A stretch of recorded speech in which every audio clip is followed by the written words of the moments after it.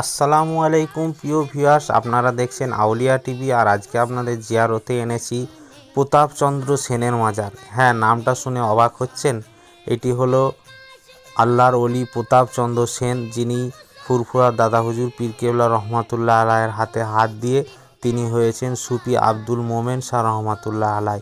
বাংলাদেশের রাজশাহী জেলায় তিনি জন্মগ্রহণ করেন এবং পরবর্তীতে তিনি বিমারের কারণে দাদা হুজুরের কাছে আসেন এবং তেনার কাছে কলমা পড়ে মুসলমান হয়ে প্রতাপচন্দ্র সেন থেকে তিনি হয়েছেন সুফি আব্দুল মোমেন শাহ রহমাতুল্লাহ আলাই।